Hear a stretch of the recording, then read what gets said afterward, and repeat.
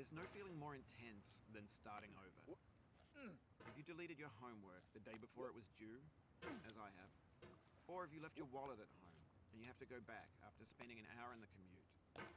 If you won some money at the casino and then put all your winnings on red but it came up black.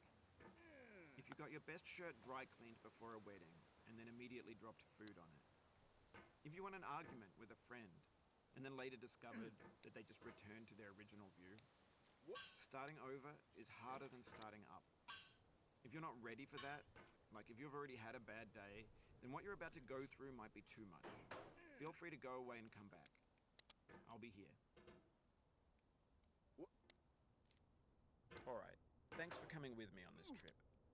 I'll understand if you have to take a break at any point. Just find a safe place to stop and quit the game. Don't worry, I'll save your progress, always. Even your mistakes.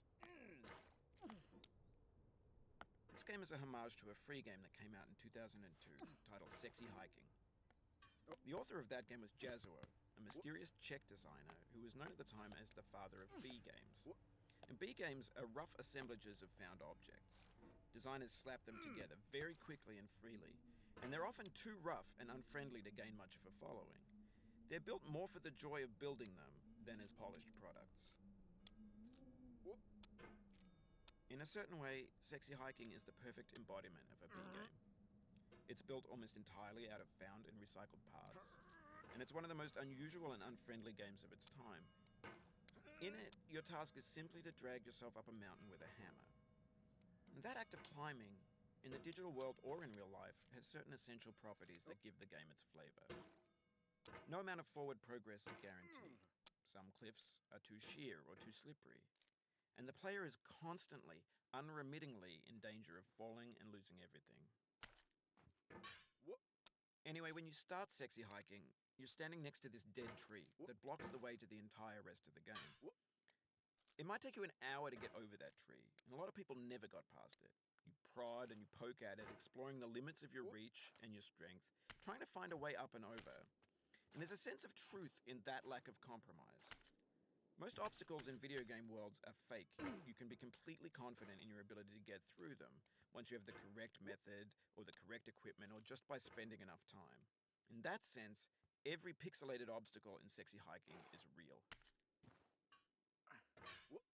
The obstacles in Sexy Hiking are unyielding, and that makes the game uniquely frustrating. But I'm not sure Jazuo intended to make a frustrating game.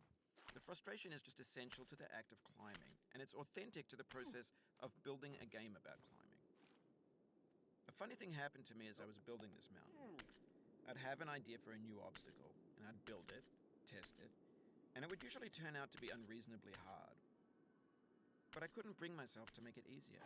It already felt like my inability to get past the new obstacle was my fault as a player rather than as a builder. Imaginary mountains build themselves from our efforts to climb them, and it's our repeated attempts to reach the summit that turns those mountains into something real. When you're building a video game world, you're building with ideas, and that can be like working with quickset cement. You mold your ideas into a certain shape that can be played with, and in the process of playing with them, they begin to harden and set until they're immutable, like rock. And at that point, you can't change the world. Not without breaking it into pieces and starting fresh with new ideas. For years now, people have been predicting that games would soon be made out of prefabricated objects, bought and